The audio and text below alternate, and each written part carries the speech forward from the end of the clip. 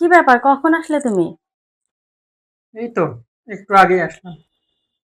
আমাকে বলতে পারতে, তাহলে আমি খাবার বেড়ে দিতাম। তুমি কখন আসলে আমি বুঝতেই পারলাম না। নিজে নিজেই দেখছি খাবার বেড়ে নিয়ে খাচ্ছ। না, আমি একাই খাবার নিয়ে খেতে পারবো। আচ্ছা, পানি দিব? না, পানি লাগবে না। আমি পানি একাই নিয়ে নিচ্ছি।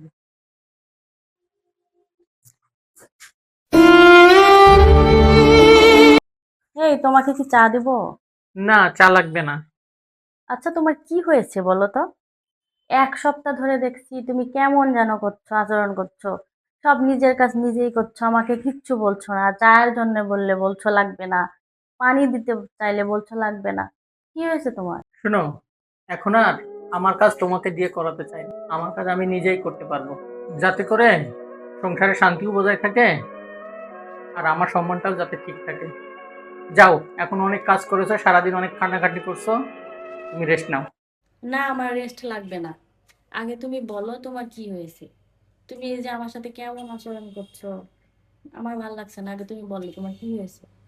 এখন আর এসব কথা বলে লাভ নাই। আর তোমার সাথে বলতে গেলে আবার তুমি চিল্লাপাল্লা করবা, শুধু শুধু অশান্তি বাড়বে। কয়েকদিন আগে কি ব্যবহার করতে তুমি আমার সাথে। এই, শোনো না, আমার মাথাটা প্রচন্ড ব্যথা করছে, একটু চা করে দাও না। দেখছো তো আমি রান্না বসাইছি, আমার রান্নাই হয়নি এখনো। আর এই সময় তুমি চা চাইলেই পাবে। সব সময় শুধু আমার বিরক্ত করে মানে, যাও। ভাল লাগে না। নিজে একটু করে খাও। এই, শোনো না, বেলা তো অনেক হইলো, খাবারটা নিয়ে আসো না, খাবার খাই। সব সময় শুধু অন্যকে আড়াবে। খাবার তো রেডি করে রাখছি। যাও, ডাইনিং এ যেয়ে বসে খেয়ে নাও একা একা। সব সময় সারাদিন এত কাজ করি, একটু কেবল ফোনটা নিয়ে বসছি, আর অমনি সেই আড়ানো শুরু হয়ে গেছে। যাও, একা একা নিয়ে খাও, পারবো না।